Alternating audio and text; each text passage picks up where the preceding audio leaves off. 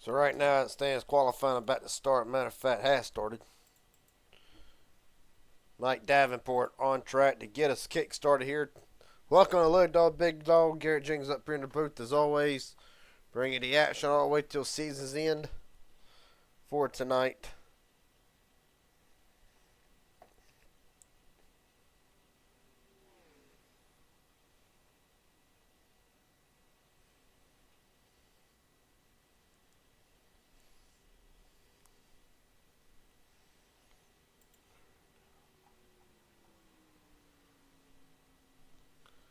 So right now Davenport to get us started, and he is on the clock as a matter of fact.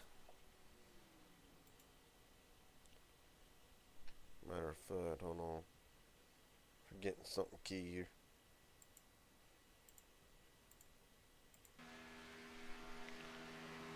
There it is.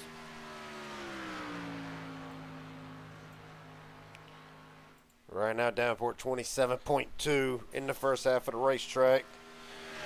Nobody else really going. Massive field on hand tonight, as Little Dog, Big Dog normally brings out.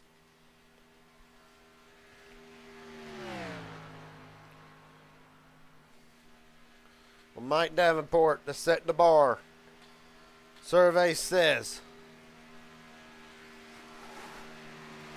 27.2, 54.442 will be the time to beat for Mike Davenport. Well, to immediately knock him off, Larry McDonald along with Richard Elliott rolling out.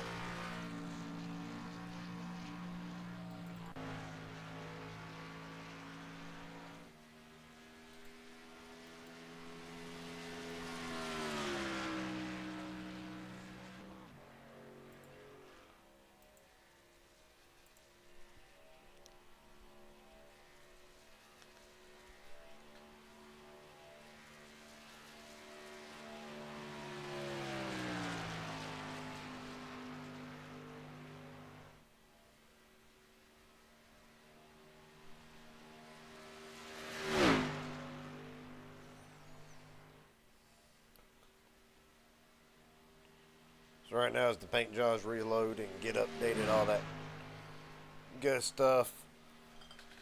So it'll be Richard Elliott, Larry McDonald just brings to the start. Cameron Craig, Corey Wright, Chase Mastretta all on track right now. As for Elliott and McDonald, they are on the clock now with just over 6 minutes remaining.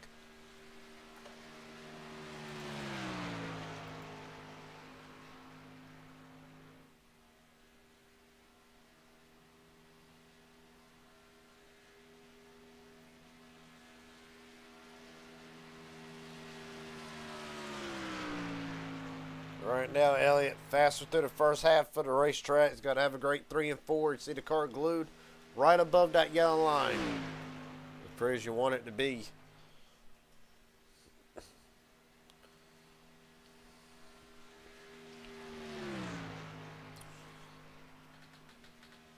For Richard Elliott isn't enough for the front row.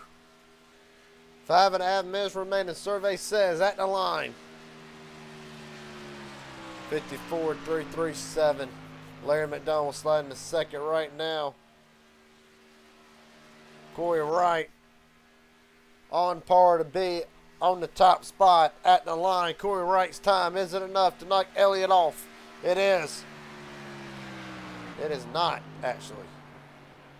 Damn. Only missed it by several hundredths of a second.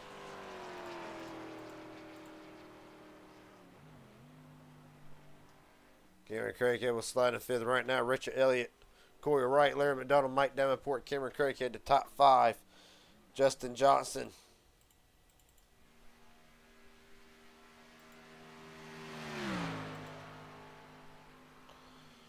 Later on, hopefully Hunter Rozelle will be in the booth. Help me commentate this. 60 laps, not enough for me to talk about all by myself, so had to wait and see. If he can't show up, then oh well. Right now, Johnson on the clock. Just over 4 minutes remaining, over not even a quarter of the field's even qualified. Danny Barnes rolling out onto the racetrack.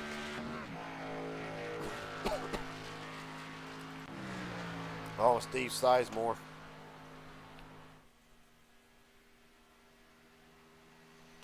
Just under 4 minutes. Well, now drivers starting to roll out. Danny Barnes, Sizemore, 24, David Flanagan, 74, Brian Hennings, all them drivers rolling out. We'll get a look at them in just a second. Justin Johnson, where is he standing on this? Survey says a 490, and it'll be good enough for 6th. 140-degree track temp as we stand.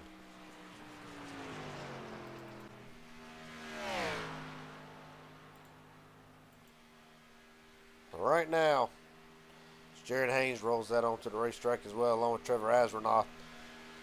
Danny Barnes is on the clock. Sizemore will be on the clock in about, give or take, 5 seconds. Flanagan, Brian Hennings, of course, the 25, Jared Haynes, the 89, Trevor Asrenoff are rolling out.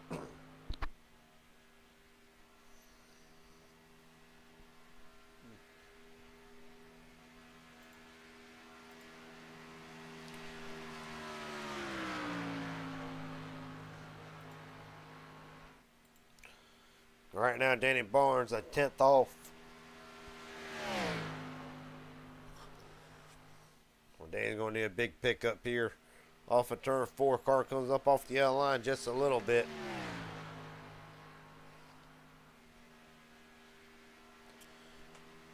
For Danny Barnes, his lap isn't enough for a top 5 spot at the line. A 478 it is not. Knocks Justin Johnson down a peg, but however, Barnes out of the top 5. Here comes Sizemore across the line. A 400 flat, good enough for P3. Flanagan across the line.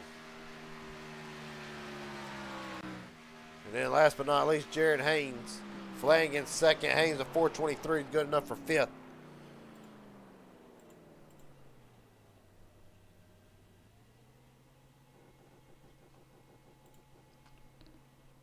Minute and a half remaining. I got to think this will be it for qualifying. Last 2 drivers to take a shot at Richard Elliott.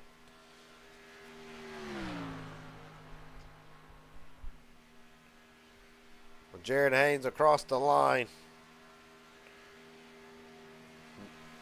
Need a massive pickup. 470 for Haynes, and Asrenoff 392 will go P3 on the board.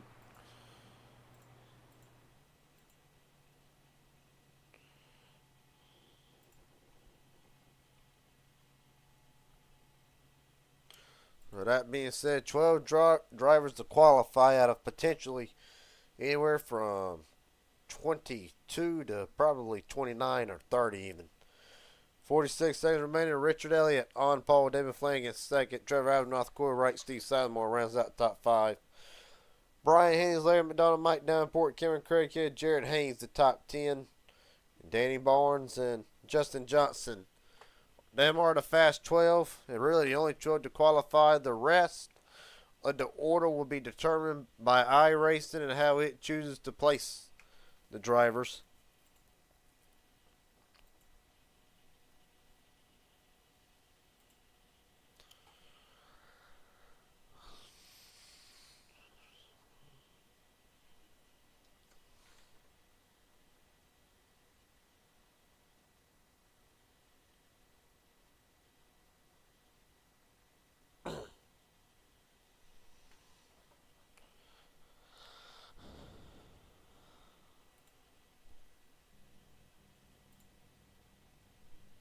That being said, the field well down below 20. Matter of fact, 28 drivers on deck tonight for Little Dog, Big Dog. And it goes like this. Of course, just talked about top 12. We'll run through them one more time. Richard Elliott, David Flanagan, Trevor Asrenoff, Corey Wright, Steve Sizemore. The top 5. Brian Hennings, Larry McDonald, Mike Davenport, Cameron Craig Kidd, Jared Haynes, Danny Barnes. Justin Johnson rounds out the 12 drivers who posted a lap. On down through the field, Daniel Falkenham, Elite Ray, Wyatt Gray, Nathan Harper, Kyler Wynn, Landon Velicky, Ethan Eckert, Nash Brambilla, the top 20. Top 24, Axel Smith, John Ward, Joshua McCullough, and Christopher McCullough. And on down past that field, Chase Mastretta, Matthew Paddock, Kim McCullough, Michael Barksdale rounds out the 28-car field for tonight.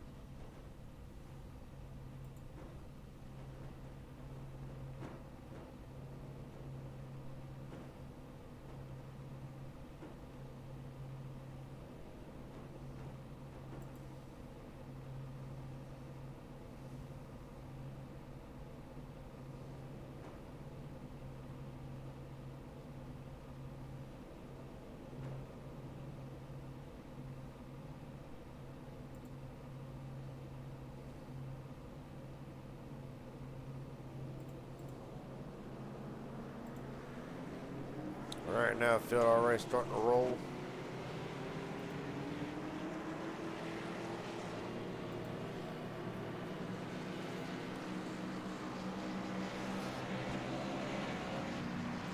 Right now it's already, I believe it's already been determined into who is locked in and who is not 1 week early.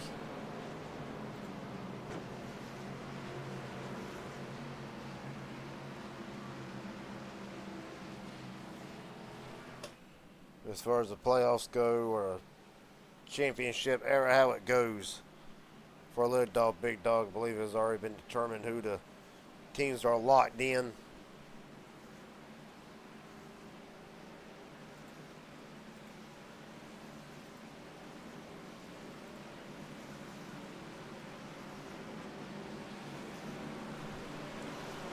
Well, for that right now, we'll wait.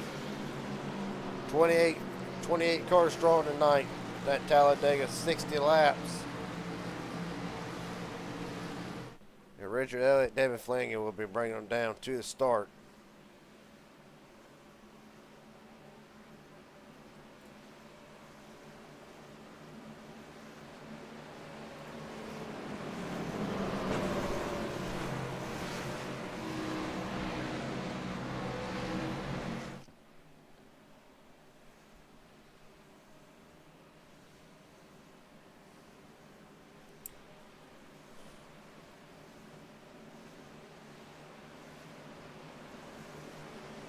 Alright.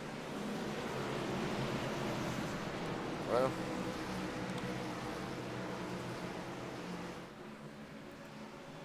"60 laps on deck.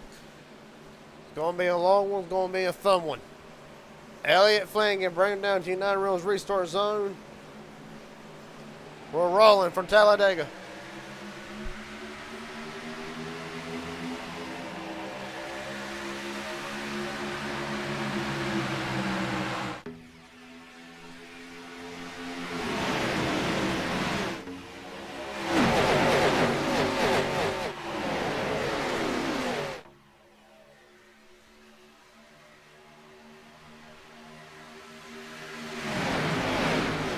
Down back straightaway, side by side for the front two rows. Flanagan out just by a nose as they enter the turn 3, banking for the first time tonight.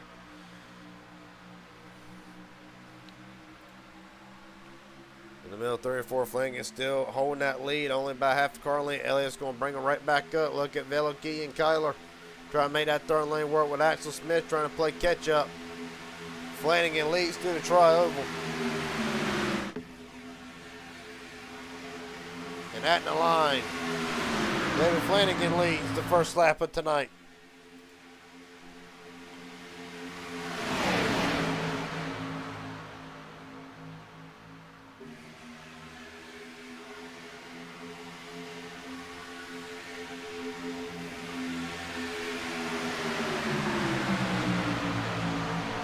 right now, 3x3.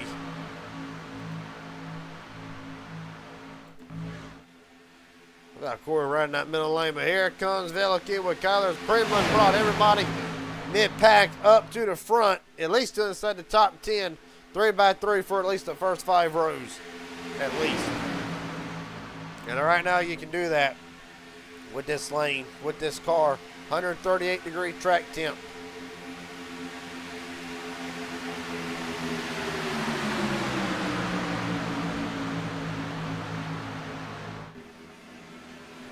Oh, there they go already. Kyler's involved in it. Ethan Eckert to the grass. Justin Johnson.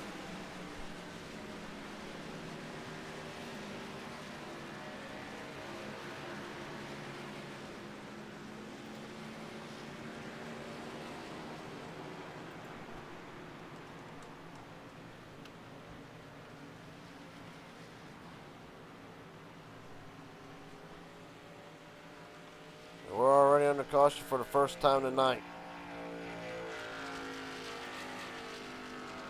God almighty. Well, Hunter Rizal's waiting for us here in a minute, so we're going to look through this replay here. This will start front row on contact between Hennings and Kyler, and bam. Al Smith already massive damage. John Ward barely getting through, along with Brambilla.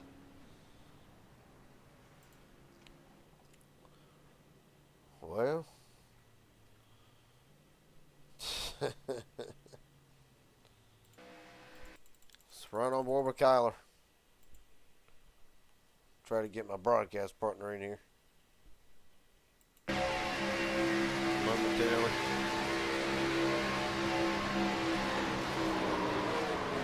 One, man, brutal. Everybody's still hitting. Or Justin Johnson's on board.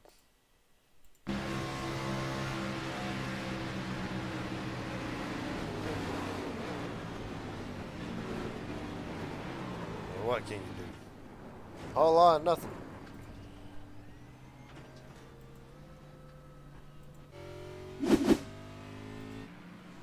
Running the first caution of the night. Give me 1 second here, folks.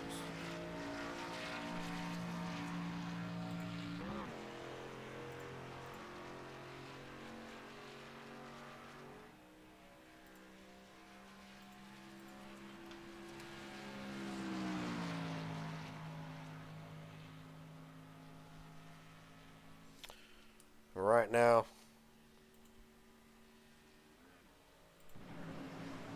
drivers in the pits. If Jelani Veliky ever shot his pit box.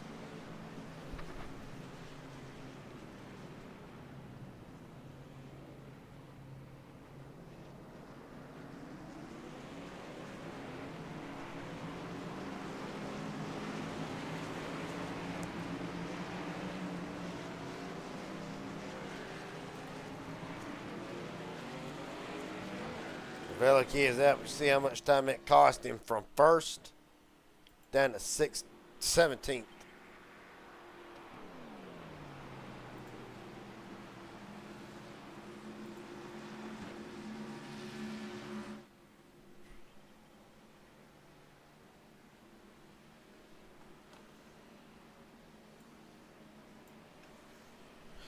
Being joined in now by my broadcast partner, better late than never, Hunter Rizal. Gary Jenkins up here in broadcast booth. Copy, buddy.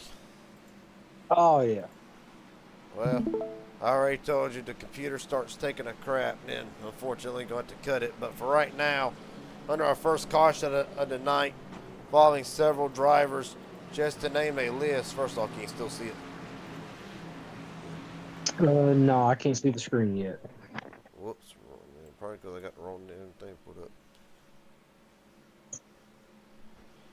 What about now?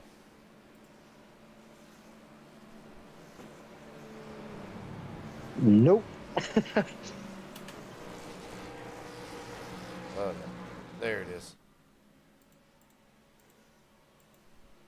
Alright, well, I know what the issue is. But, anyway, how to deal with it for right now. Like I said, first caution of the 9. At this point, are you really trying to push it 3 wide in a situation like we saw? Of course, I'll get you the replay here in a second. As soon as it goes back up here.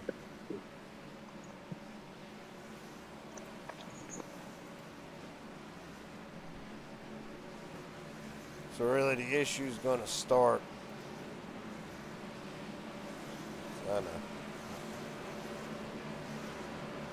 I'm going to show you one more. I'm going to show you a replay of it first if I can ever find it.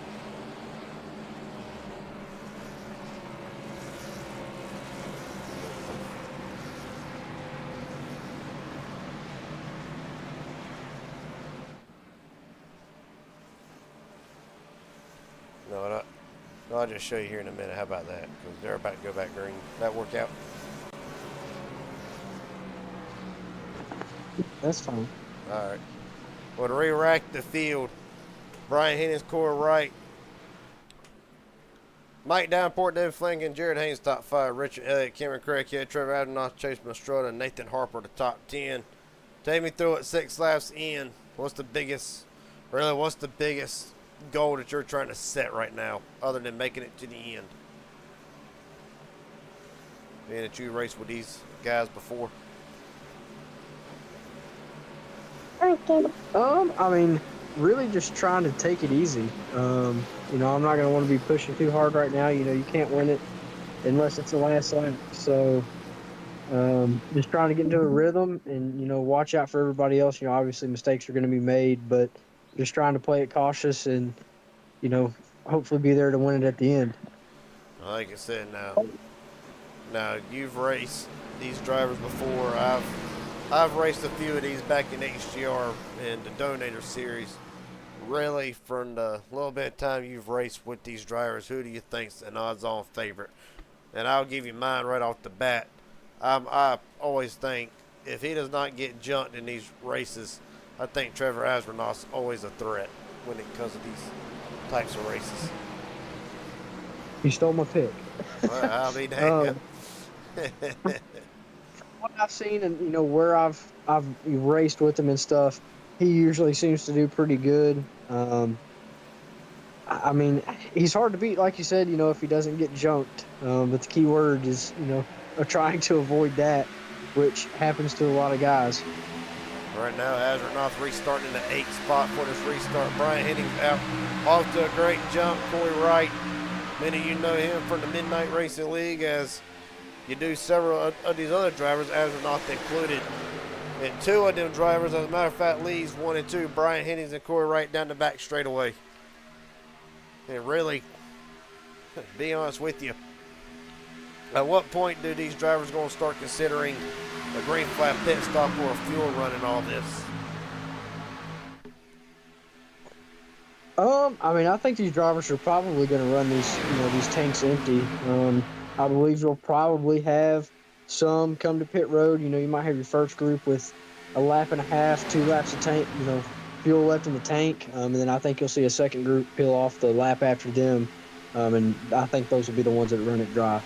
We'll see back further back. I know it's going to blink in on you in and out here, but you understand how it works. But Joshua McCullough dropped all the way back to the back here. Probably one of them going ahead and probably thinking, start saving the fuel already. And McCullough now runs just outside the top 15 in the 19th spot. I mean, with everybody running as hard as they're going to run, I don't really see a point in saving fuel, because that's just going to put you as the odd man out if you don't have a big group saving fuel with you. There they go again, 3 wide already. Going right back at it again. Of course, Landon Veliky was able to get the track position to start with, but of course, for Veliky, overshot his pit box. And one on track position he had, which was the leader coming in, fell all the way back to the 16th spot. And really, I know, if I'm a driver, I'd dread a green flag pit stop. Right now, field, working their way down the back straightaway. Kyler Wren getting pushed by John Ward, Christopher McCollum, Michael Barksdale, who started dead last in the field. Right now, trying to work inside the top 10, and really 3 wide. Is it a surprise? Yeah, I think as we get closer to green flag pit stops, you're going to see a lot of aggression, jockeying for position. That way you can be the first one on pit road.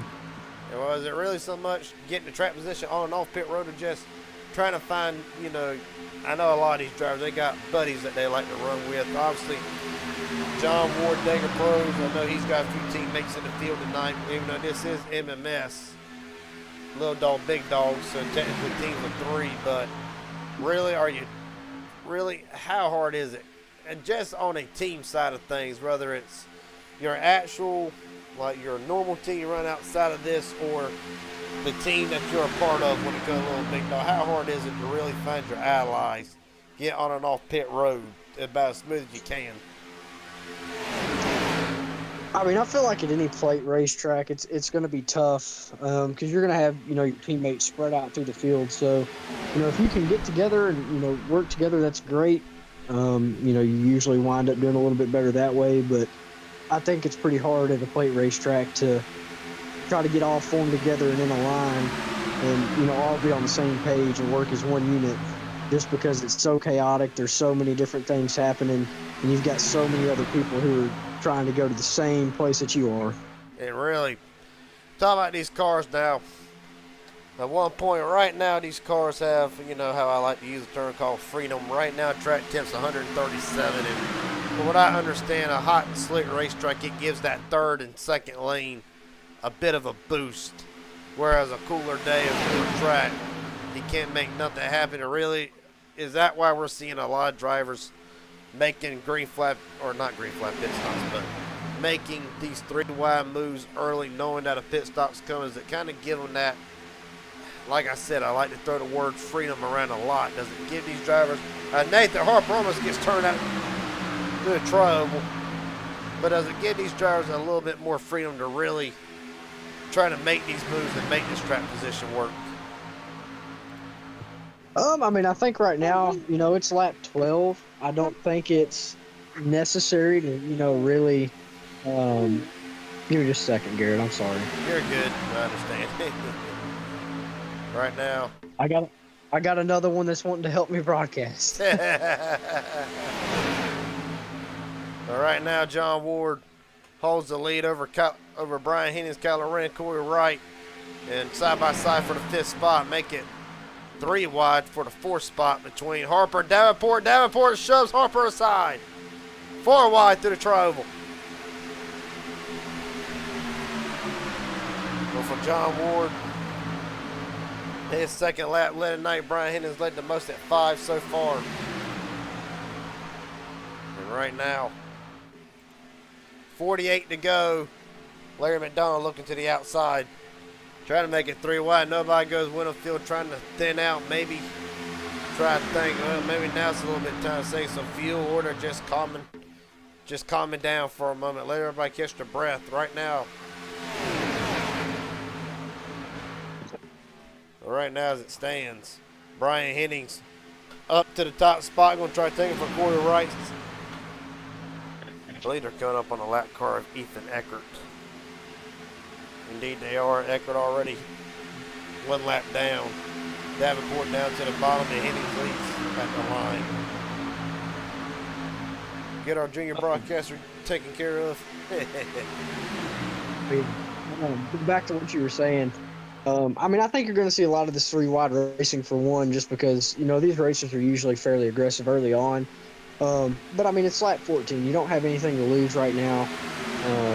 Seeing which lane works, who's going to go with you, trying to figure out, what lane's got the best run, see which lane's going to stack up, because that could ultimately, benefit you towards the end of a race. Right now, Corey Wright leads off of turn 4. They'll come up on an Ethan Eckert, nowhere to go. They're going to split him in the middle. Almost runs into the back of him. Whew, risky, huh? Yeah, I'm not sure what he was doing there. I think he should have went high, but I think the field probably caught him a little too quick. They caught him in a bad spot coming right out of turn 4 through that short chute. But the 9 for Ethan Eckert just got a lot tougher. I believe he had to serve a drive-through penalty.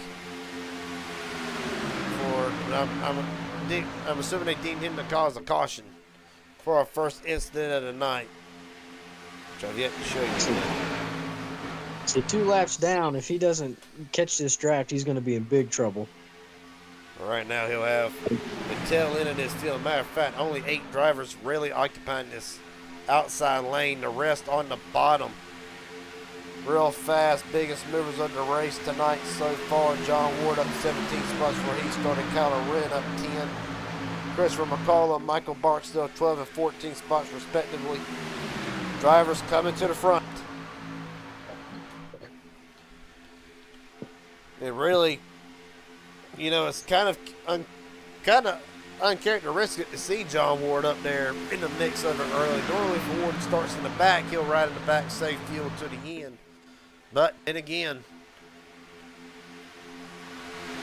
sometimes, be honest with me, sometimes it's better to be at the front than what it is in the back at a Daytona or Talladega race of any kind.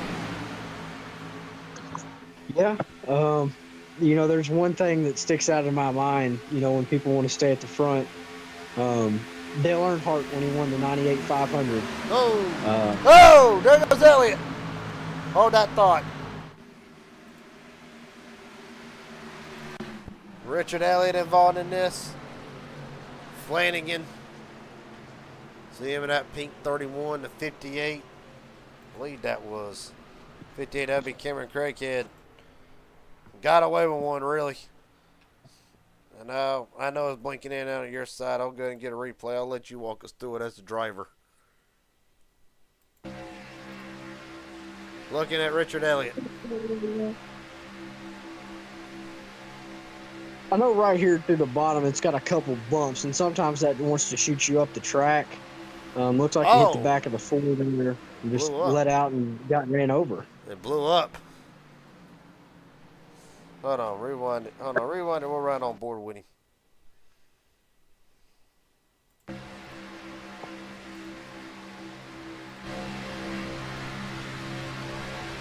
Let's see.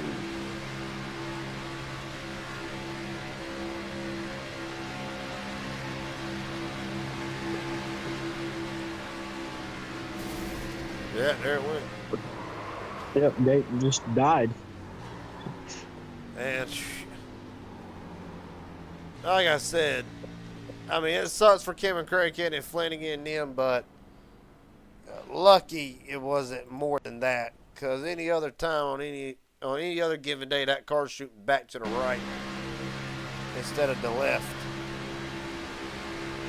Yeah, I'm surprised that wasn't a big pileup. Everybody, you know, navigated through that, you know, fairly decent for a car that just blew up right there in front of everybody. So, everybody, great job by several drivers. Flanagan barely getting away, minimum damage. Which also I'll put some credit to Richard Elliott. Started on the pole tonight. Obviously, it's going to be a big blow to the driver of the O2 machine, but honestly, I'll give him credit knowing the wherewithal that the engine blew to more or less cut to the bottom of the track versus try to more or less than panic and get out of the way. Try to get out of the way and panic in the process. But that should bring the field down. On the pit road, led by Corey Wright, Hennings, Ward, Wynn, Craighead, and several others. It's kind of pit stops the driver prefers, ain't it?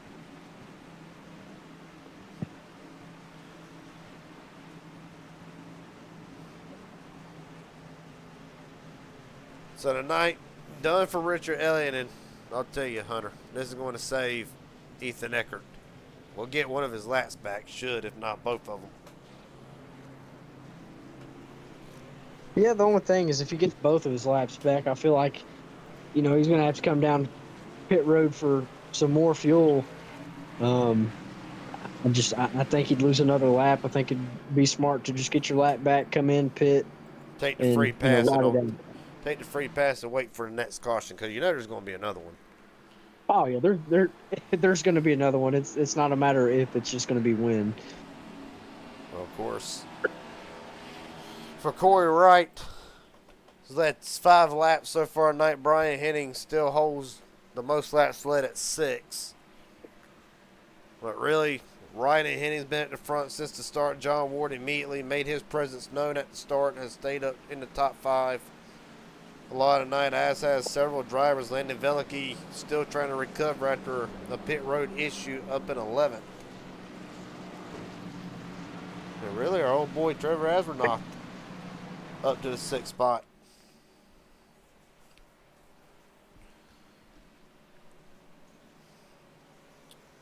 I like the guy that's running in 9th. He's got a proven history.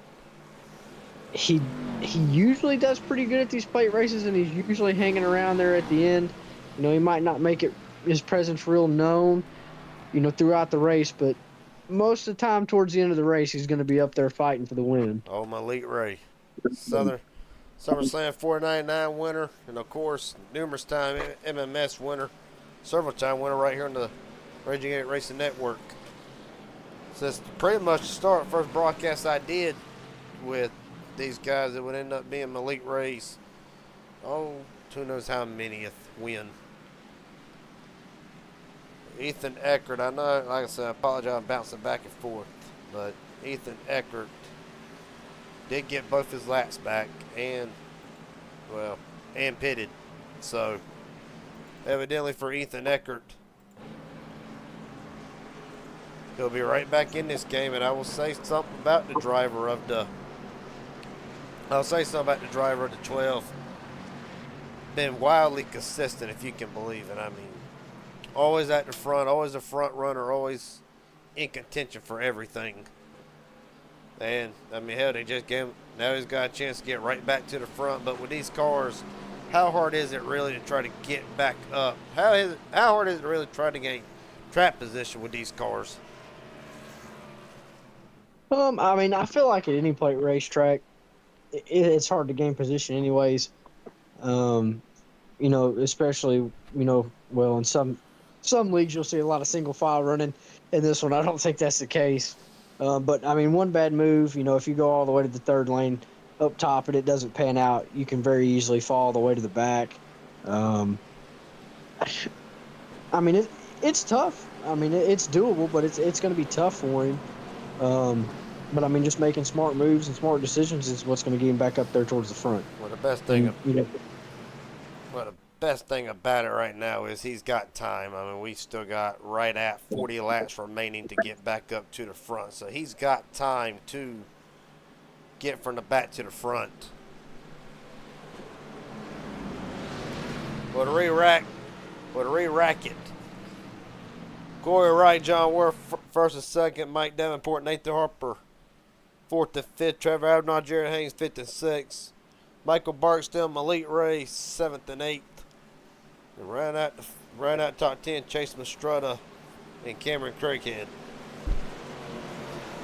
40 laps. It's only going to get more intense from here as the laps run down. And Corey Wright, John Ward brings them down. To you now, the Reynolds restart zone. Hunter, let's try it again. 39 to go, or 40 to go at the line. Poor car got a good jump there.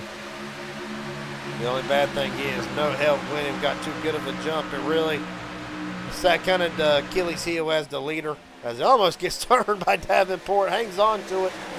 Ward, Harper, and Haynes trying to work that outside lane with Malik Ray in tow. But really, as a leader, is there a certain strategy in its own right in the time of these restarts? Because obviously you don't want to get too big of a restart, and obviously that just happened.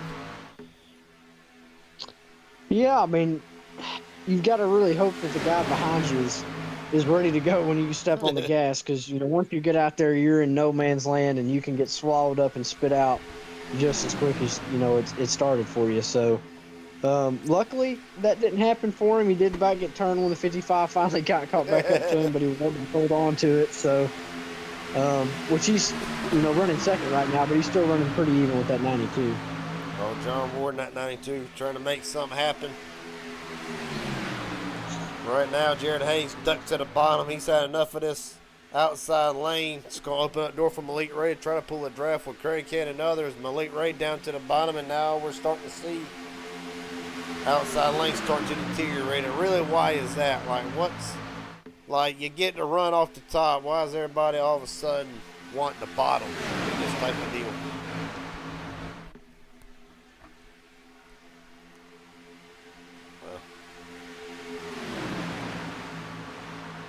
Regardless of the fact, Corey Wright holds the lead for the moment. Warren knows something about it. Right up to cover 92, gets a shove for his effort. And really, Hunter, all about the lane control in this instance.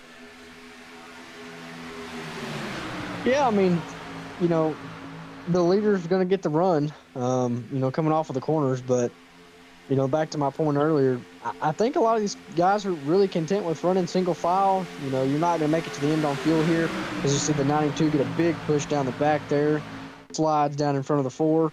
But I think a lot of these guys right now are just going to save fuel. I think they're content with riding. Oh! You know, stretch your fuel. Sorry, didn't mean to cut you off, but holy hell. Big save for Richard Elliott. Close call there, Hunter. That was about bad. That's a wreck that should have happened but didn't happen. Which I believe these drivers should be able to make it to the end on one more stop. So I think that's what we're seeing. You're just going to try to maximize your fuel run, get as many laps out of your tank as you can, which is why I think we're seeing a lot of that single file racing on that bottom line. Well, right now, as it stands, Ward, Wright, Harper, Barksdale, and side by side for fifth between Larry McDonald and Mike Davenport. Right now, Steve Sizemore out there in that Cincinnati Bengals 08 machine, slowly working his way into the top 10. That outside lane's hanging pretty tough for only having 4 or 5 cars in there. You see the 3 car there dive down to the bottom. I know, and the funny thing is 3 car being Matthew Patton, but I mean, right now, I mean, I am surprised myself that the outside lane really, and it goes back, I forgot who it was that told me a long time ago. It was either John Ward or Matthew Patton, that 3. But I mean, the track temperature has a lot to do with how this outside lane, and really it's not even the outside lane, it's more or less to run in that middle lane as Ward will jump right back up in front of the outside lane. But really they talk like how big the track temperature plays a factor in how Daytona and Talladega and how the lanes really operate with these types of cars, because hell, let's face it, these cars are about as bad as gridlock as the trucks are. But yeah, it gets pretty bad. I can imagine. Now, right now, Corey Wright, John Ward have not pretty much left the front row since the restart. Well, right now, Corey Wright's took over 8. He took over the most laps led at 8. Ward's working it at 6, 7 if he can hang on to it. But old Nathan Harper, the Dallas Cowboys, forward trying to work himself up to the front, trying to really just take the lead. Been trying it for the last handful of laps.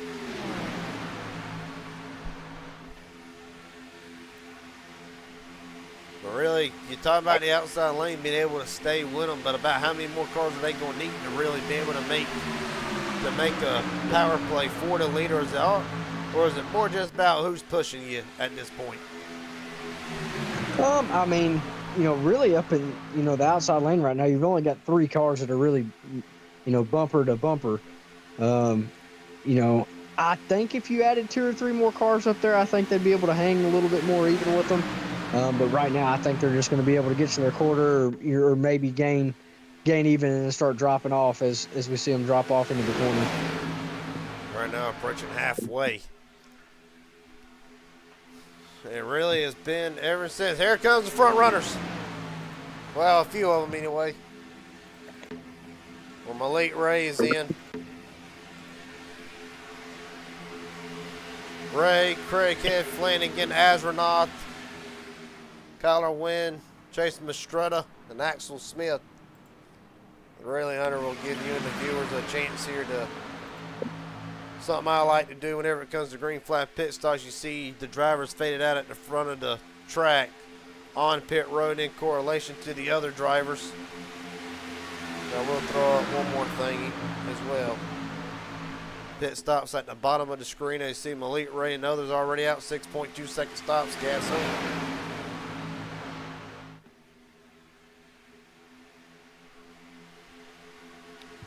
Well, here comes the majority of the field. And contact, Brambilla and Hennings on pit road, and really to be expected, isn't it? I mean, I'm surprised that oh, well, as they're wrecking and getting into their pit stalls, I'm surprised that big of a group made it onto pit road that cleanly. I am too. And it will lead to top 7 still out on the racetrack. But continue what you were saying. I mean, if it was me, I'd much rather pit with a group of about 5 to 7 cars. I think that 5 to 7 cars can hold. So this right here would be perfect. Yes. You're not going to have that chaotic, 3, 4, 5 wide falling out on the pit road trying to, make it, be the first one there. But then, I think that 5 to 7 cars can also, catch or pass, a big group. I think they could probably hang with them.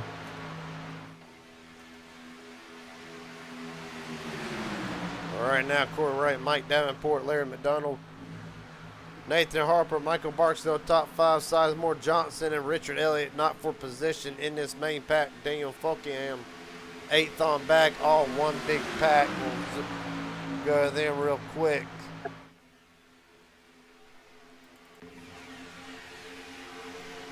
And really, whenever the 4 of them come into pit road, this is really where this right here is the battle for the lead, pretty much, wouldn't you say?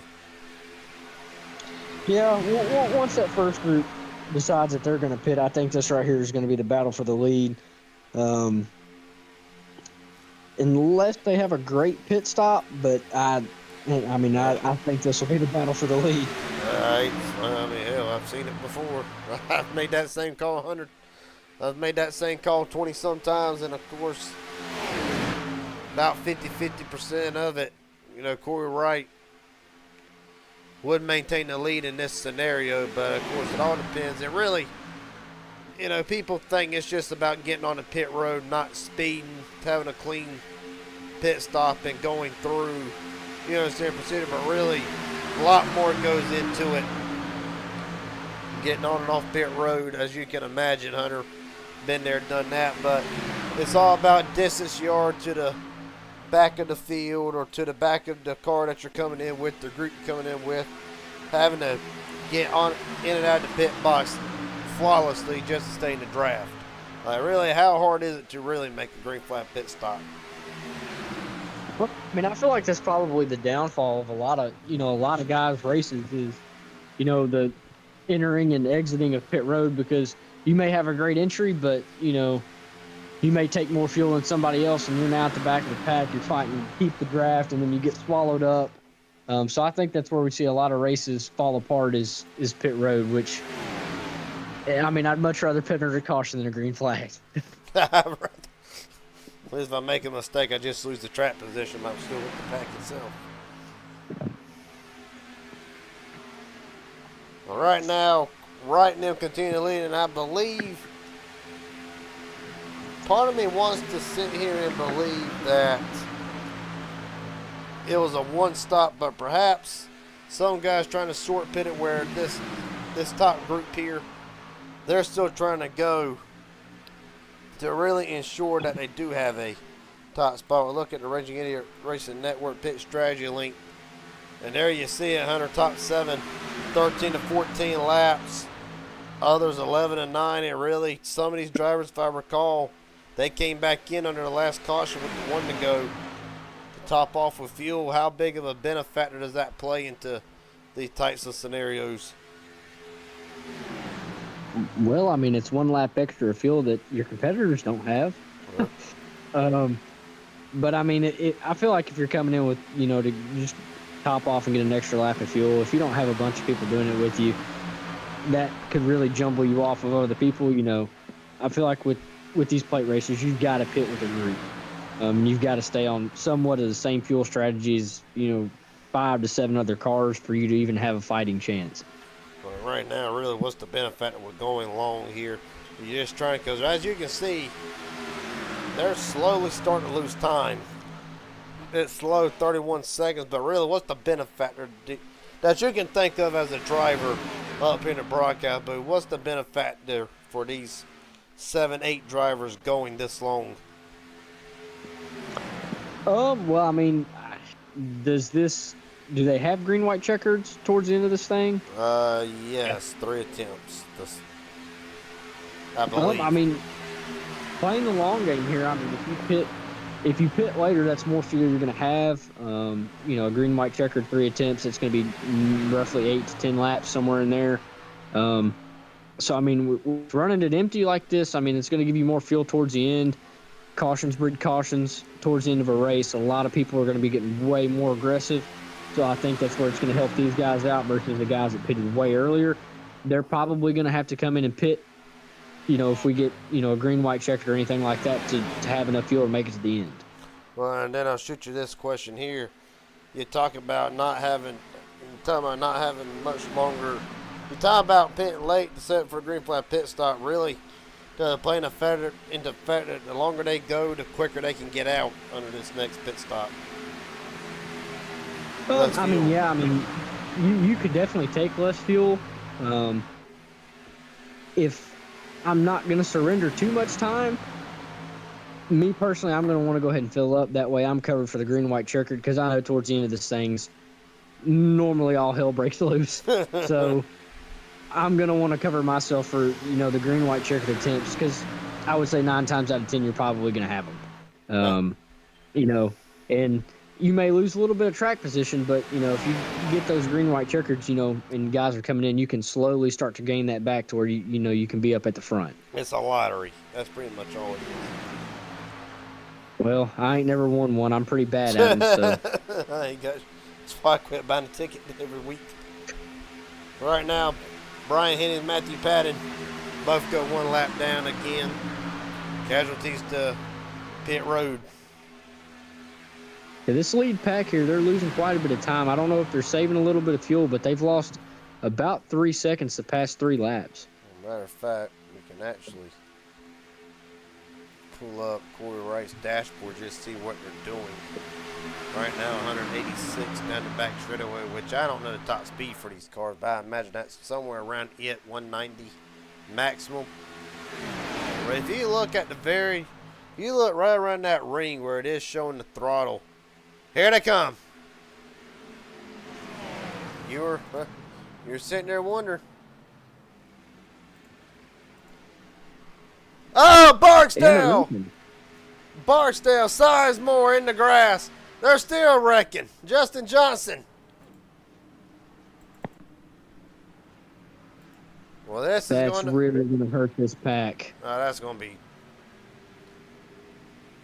for Justin Johnson.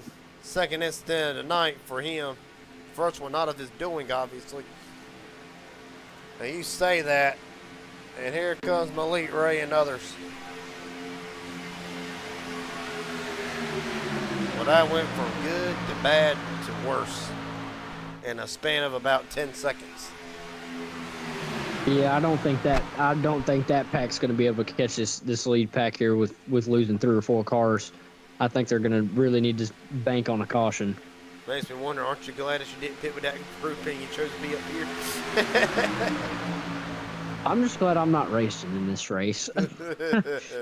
He got enough to deal with on Monday nights when inspired. Right now, Landon. Go ahead. We're doing pretty good on Tuesday nights. We're coming off of a good win. Oh, yeah. Oh, our old buddy, Danny Barnes, 4th in line on the bottom, making 3rd in line. Fucking him up to cover Malik Ray. At the line, give it to Daniel.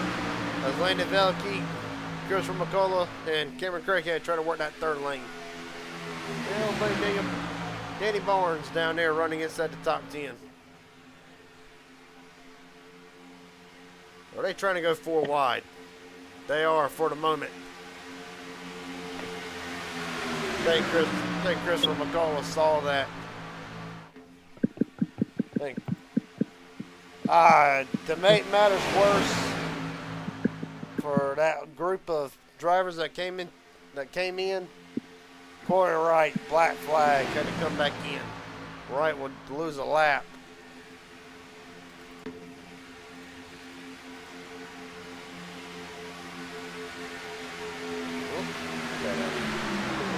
There we go. Well, Wyatt Gray, I've not heard nothing out of him all of 9 in that number 18. Right now showing his muscle late to going, 21 to go. Safe to say they can make it now. Possibly.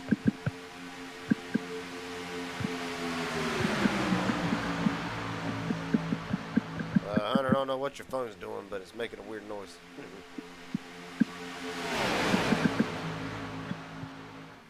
Yeah, it's probably because I had to respond to a text message. That might be it. Fast fingers. I graced everybody with my fast fingers. Shoot. Shoot. See what you ever did. But right now, Daniel Lee's Elite Ray just now working himself up into the picture. How about Landon Velicky in that 62 on the outside? Third car in line after a mishap on pit road, overshooting his box. On the very first pit stop, it's been a long fight. Back to the top 10, but Velicky's in the running.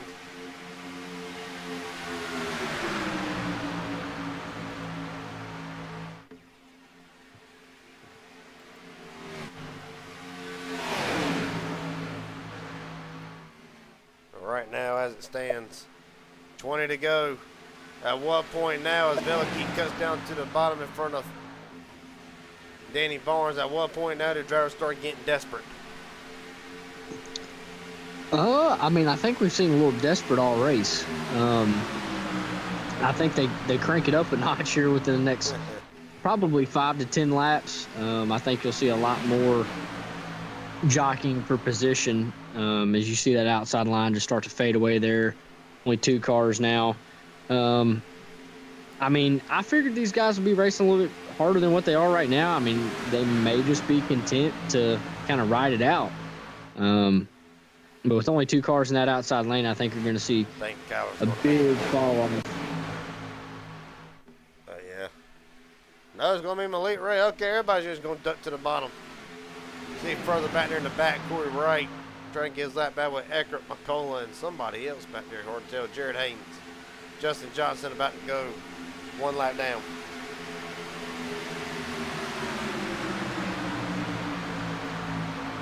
Big head of steam out of the outside.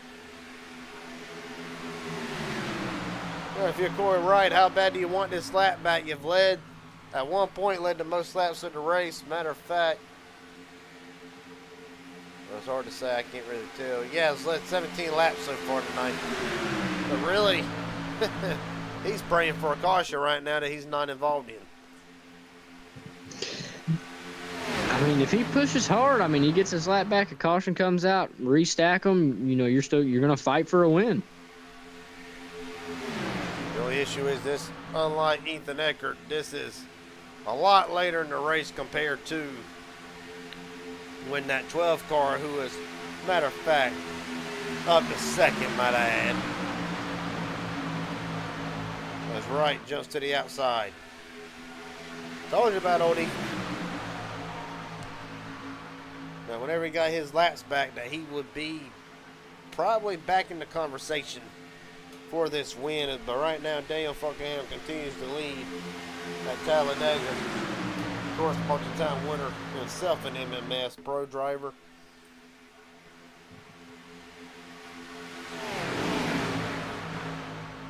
With 17 to go. Who you still got any picks, or you still gonna stick with Azronoff? Well, you picked Azronoff. I I think I'll stick with Malik. Really, I mean, 3 out of the top 5, I believe, Astronaut, Falkingham, and Ray, they're usually all front runners, in these MMS races. So, I mean, I'm going to stick with Malik. You can change your pick if you'd like, but that's my pick. I will hold out on it. I'll make you see how I caution that here in a few laps, when it gets in to go, I mean, hats are off. I mean, you already see, Kenny McCullough trying to come from the back. I'm not talking about that 03 all night, but in the closing stages here. Oh, they had to pit one more time. Talk about a hat trick. And they are wrecking big. Brambilla through the grass. Greg Kidd and Axel Powers in the back. John Ward a black flag. God almighty. Glad I waited. Say, there's 2 or 3 cars that were sideways there getting into the pit, so I don't really know what started all that, but I don't know, but Nash Brambilla went all the way through the grass back up onto the racetrack. Of course, John Ward black flag. So effectively, the 92's race is done. Here goes the rest of them.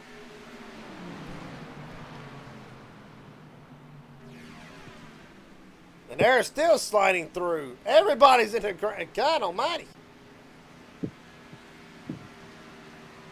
And really, how much of this has to go back to the track temp being so hot?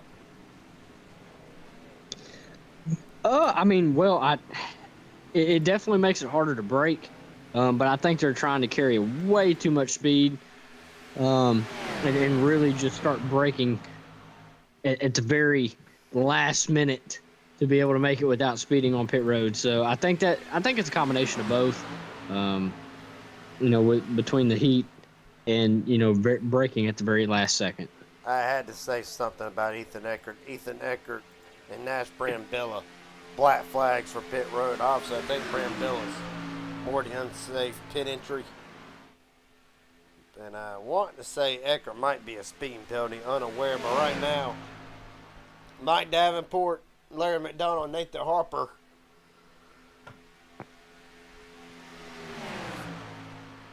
Sorry, still getting over the flu. But right now, these 3 drivers, if you remember back, Hunter, they are part of the group that stayed out longer than the rest of them. 13 to go. How much you want to bet this might play into Davenport, McDonald, and Harper's hands? Pull up your little pit telemetry there. Let's see what we got. It might be updated. It might not. Okay, let's see. So they stayed out at least. They might not get it. They said 18 laps. 19 laps is the second stint they ran. They're working 10 now. I don't think they'll make it. No, I don't think they'll make it unless they they'd have to really be great fuel managing. I think right now they're probably staying out praying for a caution. I would.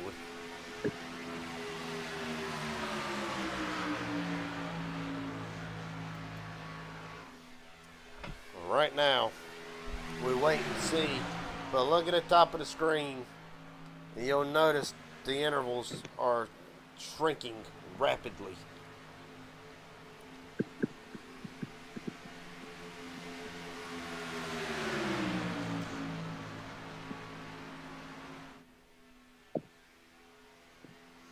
But with 12 to go, you never know.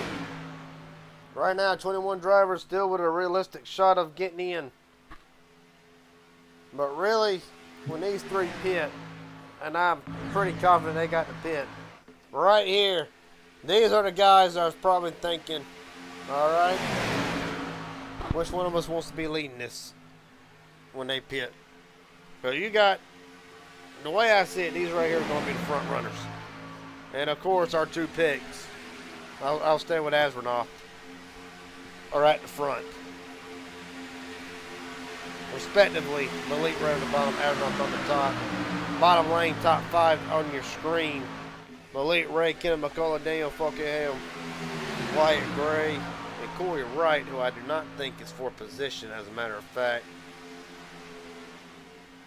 But Ray covering both lanes best he can. He knows that this will play into his hands when he's the driver's pit. But here comes McCullough on the bottom. They ain't heard nothing out of Kenny all day.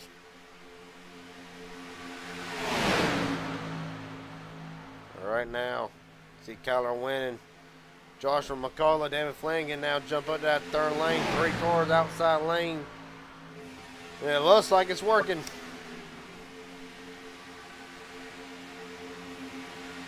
Which is kind of a surprise, to be honest with you.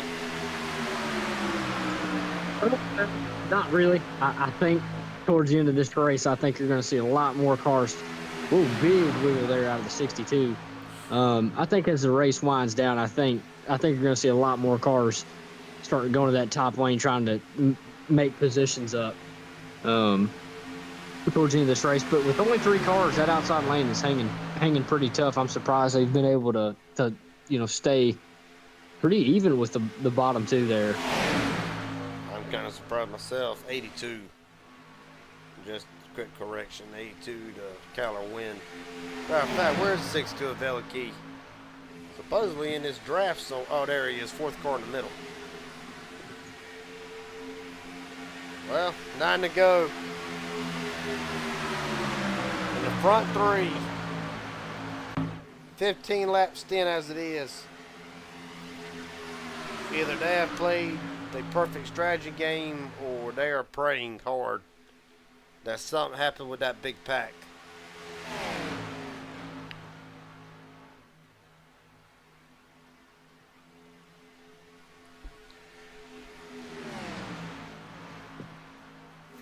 There's 8 to go at the line. Is there the possibility that they did save enough? I don't. You the driver, I really don't know how to call it. I don't think it's possible to save that much fuel at this type of track, no matter how hard you try to save it. How many laps were they needing to save? At least 5 or 6. At least. Yeah, that's not. There's no way. At this big of a racetrack, I don't see that happening. Even at a smaller track, I mean, I think the most you could probably save was maybe 2 to 3 laps if you're lucky.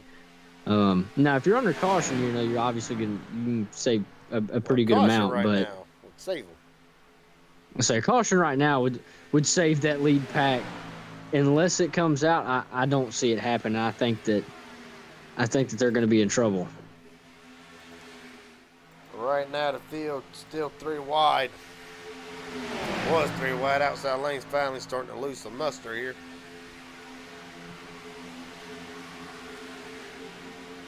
7 to go for getting this thing in front runners. The way they're racing like it, though, they know that it'll pretty much be between them.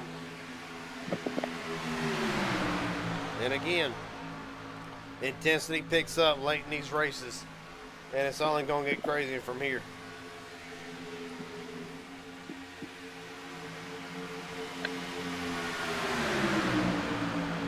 Right now, got a win to the middle lane. Malik Ray trying to get back to the bottom. McCullough almost doesn't cut him a break. He will. Oh, Flanagan hard into the wall. Jared Haynes saves it.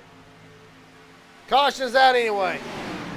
Right when Davenport, Harper, and McDonald was in the pits.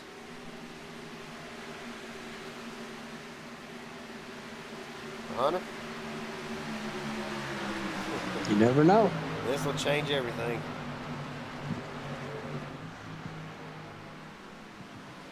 We saw David Flanagan, at least I saw it, get loose. A hell of a save. If we can find this card number, that'd be nice. Go ahead, rewind it, and I'll let you walk us through what you see.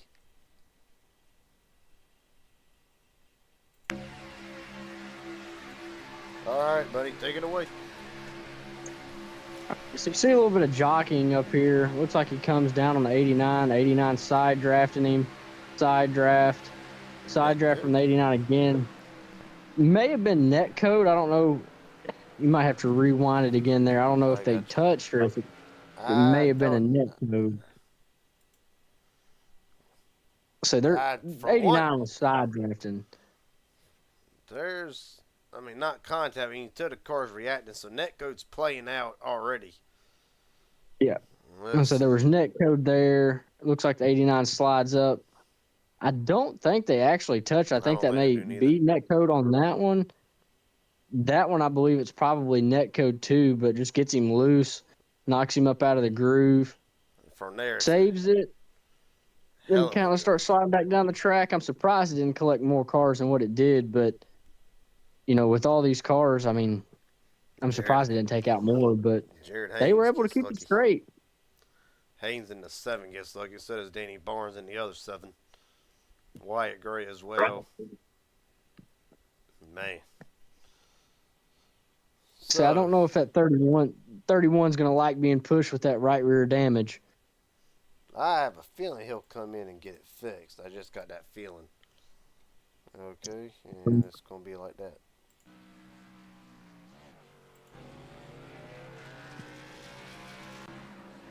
Well, like I said, this will change everything and really see some drivers coming back in the top off. Sizemore Hennings, Jared Haynes with damage, Axel Smith as well. Probably all had damage under that incident with the pit stops. And this will bring everybody right back into the picture within reason.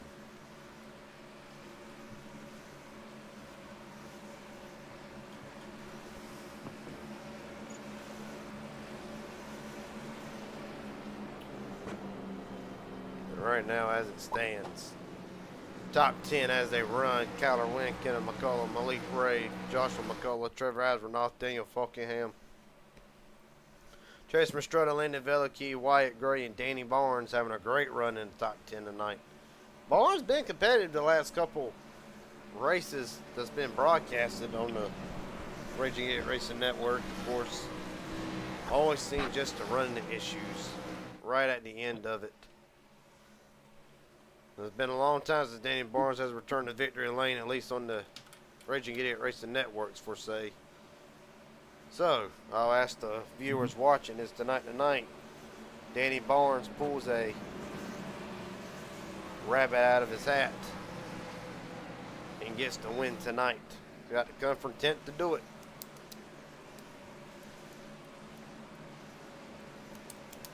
I mean, I think there could be a good possibility. Towards the end of these races, it's only going to get more chaotic. Just got to stay out of trouble.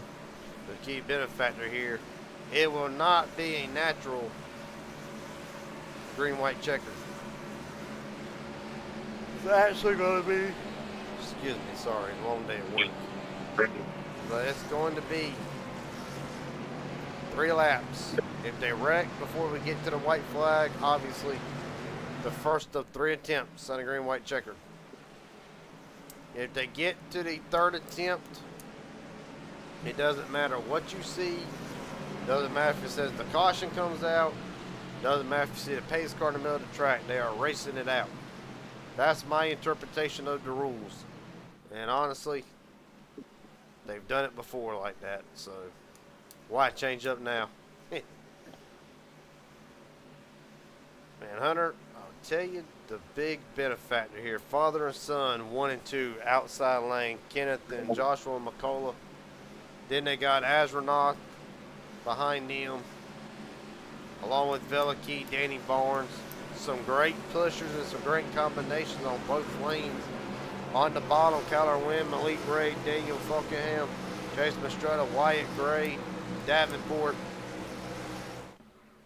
so many others. This is going to be fun. This is going to be fun to watch. Yeah, I'd like to see what the father-son duo is going to do. All I'm going to say is I would definitely turn my dad for a win.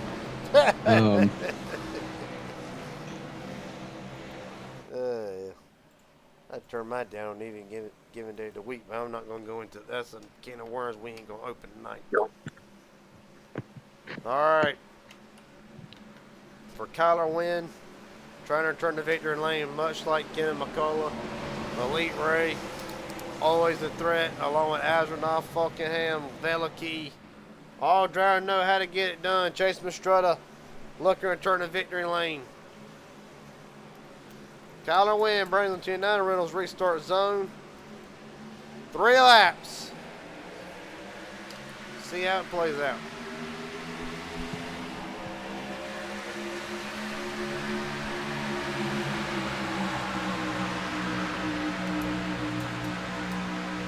McCullough not going on that outside lane. Elite Ray technically clear up if he wanted it. The rim lead down the back straightaway. There goes Ray to the outside. Jesus. Seeing the desperation now, Hunter. They're jumping 3 wide. They're not hesitating no more.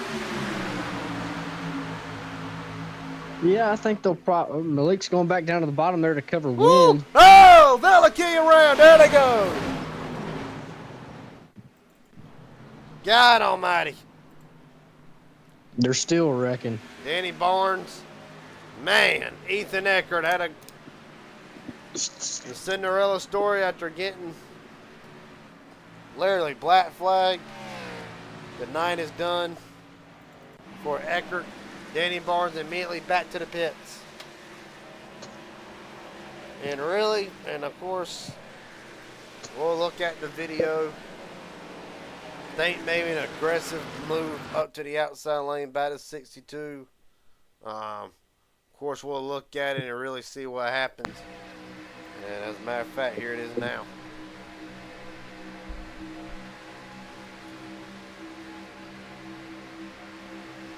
Danny looked to the outside.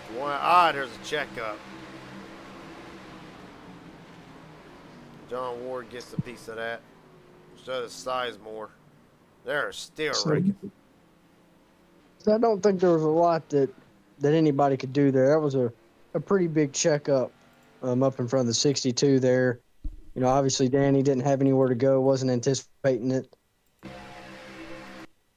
think Danny See the who mummy. checks. Here, I'll come back to you.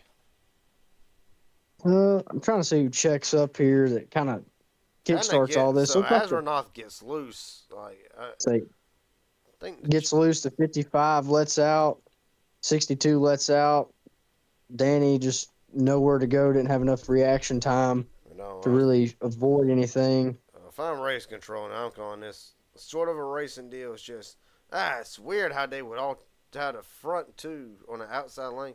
It's hard to say where it starts, if it's with Azronoff or if it's with McCullough, Joshua that is, in that 05. It's hard to say. Danny Barnes Hood going down the banking back there. Ethan Eckert, you saw him get a piece of Veliky going around. Man, God almighty. So the big thing with these cars, you know, any cars to plate racetrack, unless you're leading or you pull out, you really can't see what's going on in front of you. You know, like right here, you know, this perfect view, you know, boom, right there. You know, there's nothing that you can really do in that situation. See if we can ride on board with Azronoff and see, you know, maybe what happened up in front of him. I got you.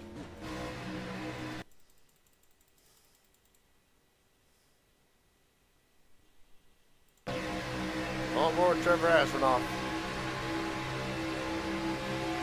Pushing. See? Looks just like he got loose. From there, the field flies apart. So I don't think he got a hit from the rear that would have got him that out of shape. And of course, limited time as a matter of fact, because it feels bad to go back to green here. But I'll look at this one more time, because I almost want to say, I think personally he gave McCullough too big of a shot, and that's what really accordioned them up. See, I think that accordion, him bumping McCullough and then the 55 getting into the rear of him, I think that's what kind of set this off and checked that whole outside line up, kind of got everything going.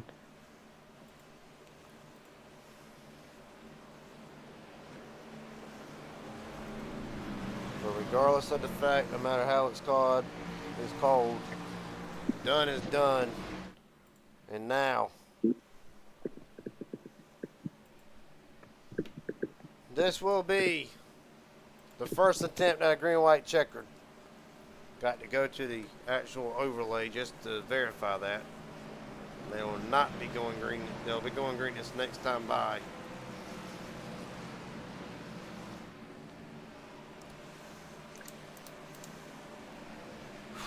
All right, Garrett. Let's get some picks in. You still sticking with yours? I'm still sticking with Astronaut. I've seen that joker pull. I've seen that joker pulling many of rabbits out of a hat before. Let me tell you, no matter where, I'll tell you. And he'll probably shout me out on this. You talk about enthusiasm in an interview. Already called his shot for the Midnight Racing League Super Speedway Championship about 3 or 4 weeks early. If that tells you anything, I think Astronaut's got the car to do it. What about you? Oh, I'm sticking with the guy leading this race.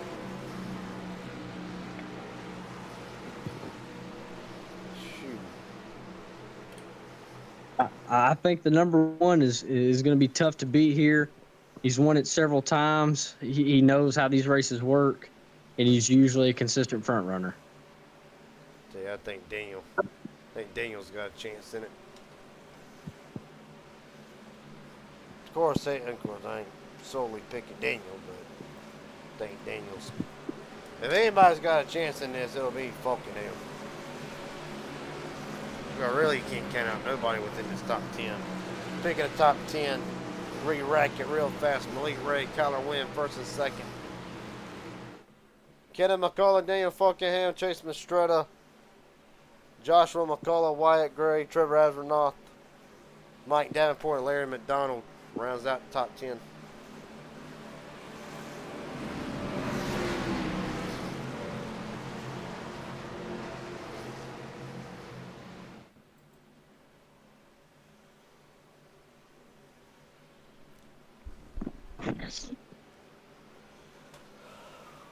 All right.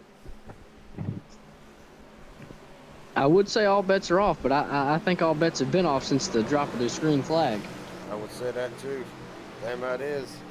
Still got at least 3 more shots to make something happen.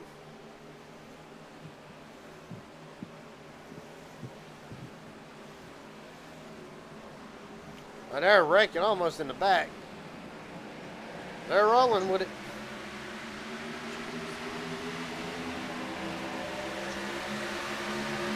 Malik got a good jump there, straight down to the bottom, back up to the top, covering that 39 car Falkingham.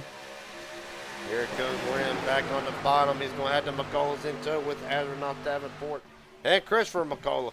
A lot of McCulloughs in the field tonight. 2 to go. Down back straightaway. 1.5 laps.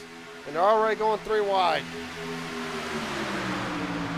But at this point, I don't blame them.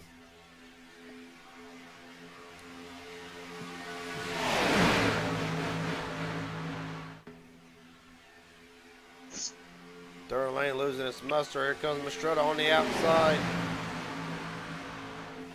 Hunter Roselle, they're going to make it to the white. Even if they wreck now, the white flag still be out. This race is official no matter what happens. And I cannot call that the line. So I think this is setting up to be an exciting finish here. If they don't fly apart first. Flanagan making it 4 wide with Asher Smith down the back straightaway. Back to 3. Bottom lane's got the. Hey, the bottom lane's got the majority here. Oh, there they go. They saved it somehow. But there they didn't. Wrecking further in the back. Kyler Wynn getting pushed by McCullough. Malik Ray by Falkenham. Wyatt Gray, Chase Mastretta trying to pull a last gas. At the line, 1 blows up. 3 wide, at the line. I can't call it. That's too close to call. They're saying Kyler Wynn by 1/1000th of a second. But I ain't believing nothing yet. They'll wreck it at the line.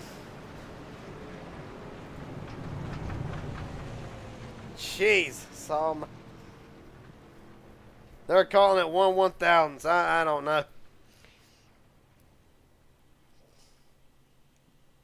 Well, right now, Kyler Wynn being scored the winner. Well, welcome back to Victory Lane, Kyler. Well, lived up to the finish. Hey, I told you it was going to be a good one. It was an awesome one. But for Kyler Wynn, been a long time coming. Back to Victory Lane. The elite race second, Ken McCullough third, Joshua McCullough fourth, Chase Pastretta round out the top 5, and I would not hold my breath before, because it might not be official the way that finish was. We'll let him burn it down. We'll get an official look at it here in a minute as David Flanagan kills his car.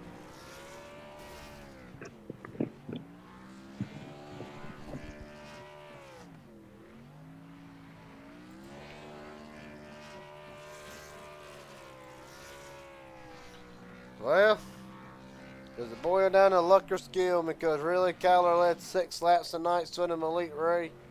Corey Wright led the most laps, will battle back to 9th. Really, is it more luck that boils down to after these races? I think all these races come down to luck. You've got to do everything 100% right from start to finish to get yourself into victory lane, and I think that's what we saw with Kyler here tonight. Did a hell of a job. Let's get him in. Well, first, before I do anything, I am going to look at one thing. All right, so iRace is saying it unofficially 0.02 of a second. Unofficially. I'll let you view it.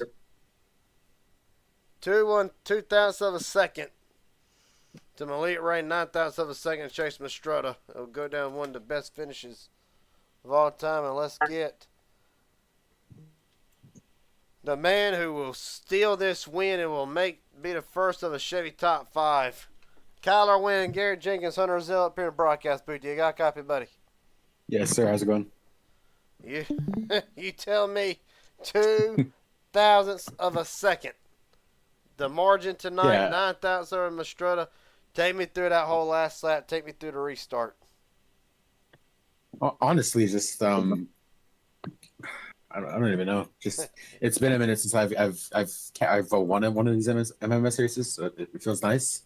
First of the season, the dog season, which I believe I was already locked into the playoffs, but now we're for sure locked in, so I'll take that. But yeah, just staying up front all night. It's kind of the mentality I had. About to see it work out. I got wrecked on like lap 3 in the race. I think he's a fastest pair, but other than that, it was a pretty smooth race up front for most of it. Well, buddy, I got 2 questions for you. I'll turn over to Hunter if he's got any here in just a moment. I want to ask you these 2 questions. One, we saw a lot of guys struggling on pit road tonight, green flag pit stop wise. What was, in your opinion, some of the benefits to that? And the second question, really, with that happening, how does it affect? I asked Hunter at the top of the show, really, guys have friends they want to run with, even though they're designated to teams, and they'll run their teams, but really, for a green flag pit stop, especially with what we saw tonight, really, how tasking is it just to try to get on and off pit road, but also not lose touch with anybody you come on with? Yeah, so that was really tricky tonight because we had a really high track temp. So it was really loose. There was a few times where there was one moment there where I almost spun on pit road, and Malik almost did too. But I don't know if you were watching, but there was one pit stop where Malik entered sideways and somehow didn't speed. So he's one of the best to do it when it comes to entering pit road. I've watched him for years do stuff like that. So like it's hard to see Malik speed, and he was really not wanting to speed there because his car was perpendicular at the pit line. But yeah, it was tricky conditions there on pit road because of the track temp and the low grip in this car. Honestly, we do this so much that it's kind of we're y'all used to it now. Like it's like second nature getting on and off pit road for us. Hunter, you got any questions for him? No, I think you pretty much covered anything. But I mean, man, that was a great win. Um, I think it was absolute closest you could come to losing without losing. For sure. But it made for great TV, dude. Great win. And good luck in the next one. Yeah. Yeah. Thank you. This is the combo that will be at the championship race. So excited for that. Well, buddy, I got one last one, and obviously you know it's the most important one to come. Do anybody want to thank friends, family, sponsors, etc.? The floor is yours. Yeah. Factory setups and the team on the car. You for broadcasting. You do a great job with these. I appreciate you for stepping in and doing that. Kenny, all the McCulloughs that manage this over here make this all possible. I have a fun time. This is some of the best racing in money racing, so appreciate them for going through all that and this and putting this on. And my teammates Chase Mistretta and Axel Smith tonight. All right, buddy. For Kyler win in one of the most dramatic finishes to date, will come home tonight. The winner. Best of luck to you next one, buddy. Hopefully, go 2 in a row. Yeah, I'll try. Thank you. Yes, sir. That being said, we're going to try. I'm going to try. Hunter, bear with me here a second. I'm going to try to get this in possibly the most possible way. So just bear with me here. So I really want to see what 1/1000 looks like.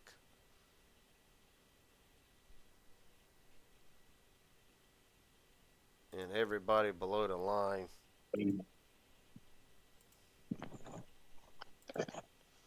Well, that'll be the best. I could touch it up, but I'd be sitting here for 2 or 3 hours trying to get it.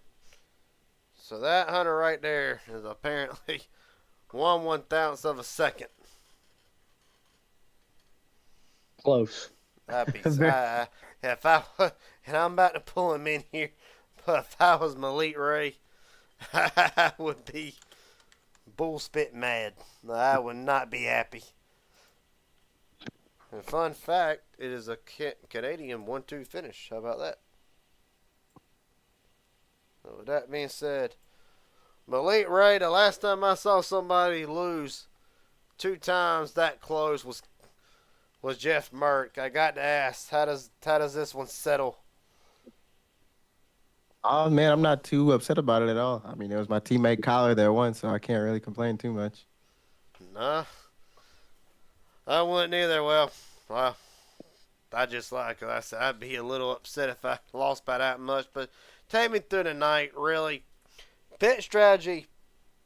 Really a lot more pit strategy than what we normally see. And then the other thing, of course, I believe it's on the broadcast. I ain't too sure. I think I got it, but at one point you were dead sideways on pit road.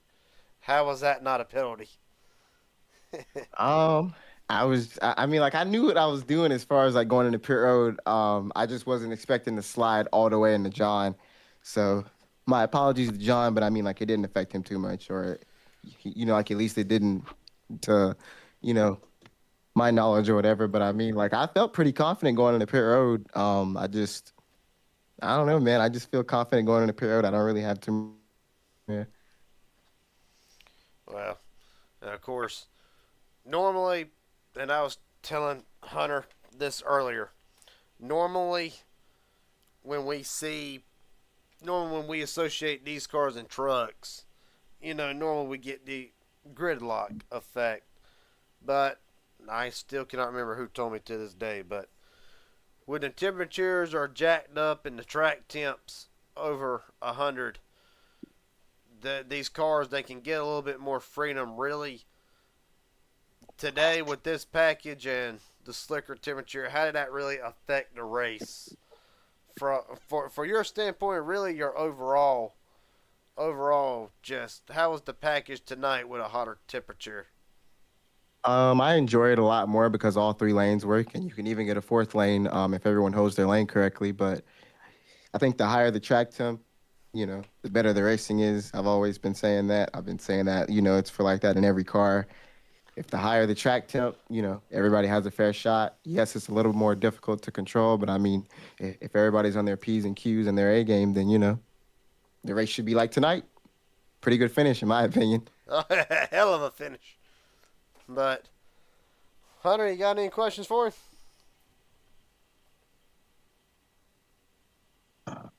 No, I don't have anything. Malik, you were my pick to win. I thought you had it all the way up until they kind of dove inside of you there. And I thought you had it at the line. I didn't call it. I didn't try to call it.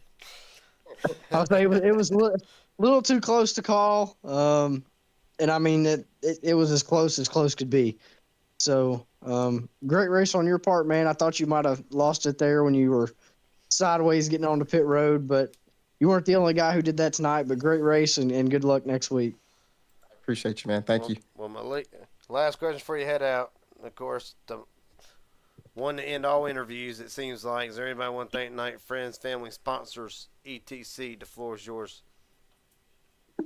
Shelton at Tent Solutions, and you guys for broadcasting as well, and Kenny for putting on this series. I appreciate all you guys. Thank you.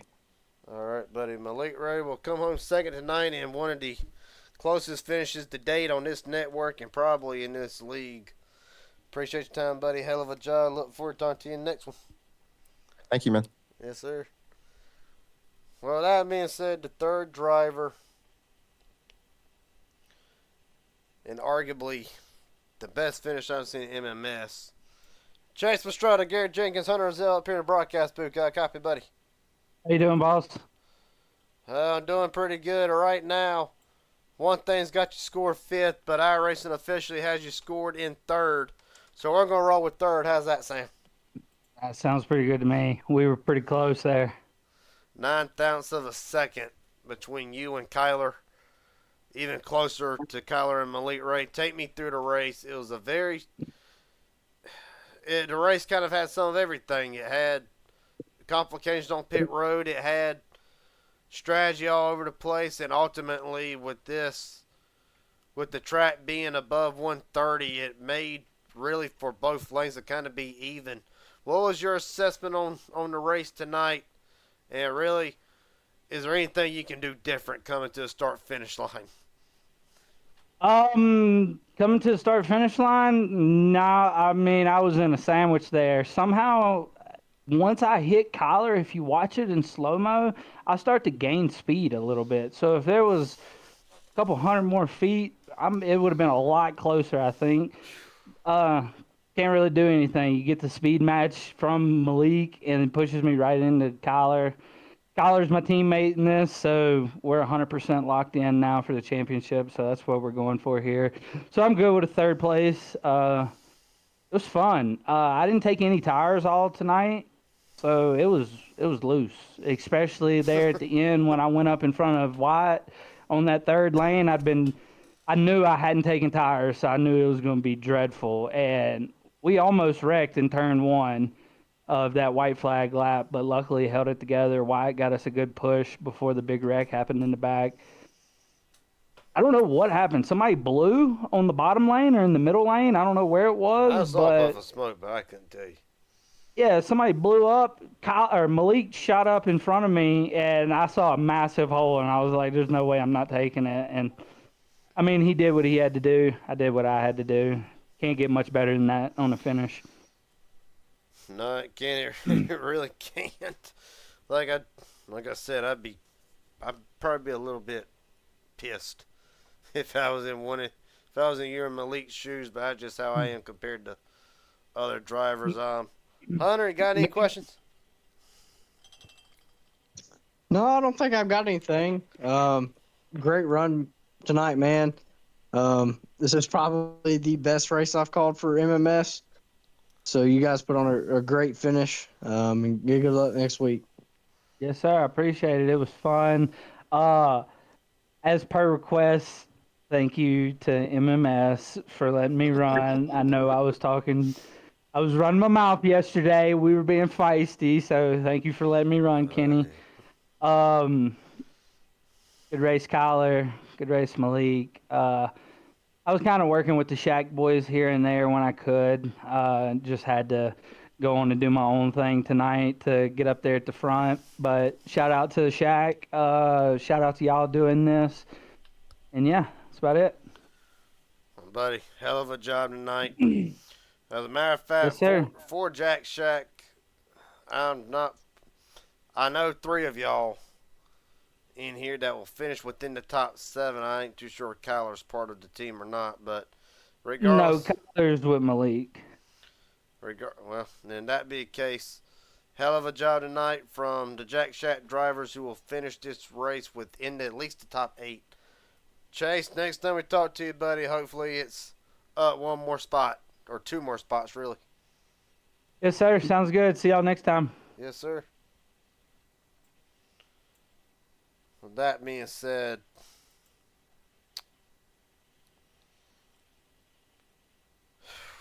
how do you get any better than that?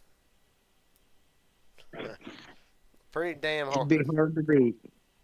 It'd be hard to beat. I've seen plenty of them. I've seen one closer than that. I'll go through the story on another date. The top, well, let's see. How do we do this here? You want me to go through the top 10? You go through the top 20, and then I'll pick back up. Yeah, that's fine. Well, Kyler win, and there you see it. The has just officially been updated, and Chase Mistretta even closer. But Kyler win, Malik Ray, and Chase Mistretta. If you looked at normal speed, you say all 3 of them won. But the results tonight: Kyler win on top. Malik Ray, Chase Mistretta second and third. Kenneth McCullough, Joshua McCullough rounds out the top 5. David Flanagan, Trevor Asronoff, Nathan Harper, Corey Wright, and Axel Smith rounds out the top 10. All right, Hunter, 11th through 18th, and I'll get your 20th. Jared Haynes brings it home 11th. Brian Henningsen 12th. Michael Barksdale 13th. Cameron Craighead 14th. Landon Vilecki finishes 15th. Nash Brambilla 16th. Wyatt A. Gray 17th. And Ethan Eckert, after a strong run and a bounce back night, got caught up in a wreck late and finishes 18th. Matthew Pound, Larry McDonald, 19th and 20th. On out throughout the rest of the field. Daniel Falkenham had a strong run. Believe he was one of them involved in that last lap incident. John Ward, Steve Sizemore, Mike Davenport, Justin Johnson runs out top 25. Christopher McCullough, Danny Barnes, and Richard Elliott will have to round out the field tonight, 26, 27, and 28th. Well, Hunter, appreciate you joining me up here in the booth as always. Hell of a job when we can do it. And hell, look forward to seeing what you can do next Monday from Texas. Yes, sir. I'm looking forward to it. All right, buddy. Appreciate you stopping by tonight. Yep, you have a good one, man. You too, buddy. And with that being said, appreciate everybody for watching tonight. It will unofficially be Kyler Wynn the winner. And one of the closest MMS finishes in Raging Idiot Racing Network broadcast history to date. And see, tomorrow's Thursday. HGR should be on tap tomorrow night. MMS up in the air for Friday. I had to wait and see. Then, of course, Inspired Thunder Series Round 4 to take place along with the first race of the playoffs for the Midnight Racing League, where 12 of the best drivers that the Super Speedway Series has to offer will go at it. And of course, we'll restart the week Sunday with MMS in and out the weekend. And until then, appreciate everybody for watching tonight. Congratulations to Kyler Wynn on a hell of a finish. And I will see everybody tomorrow night for HGR. Everybody take it easy.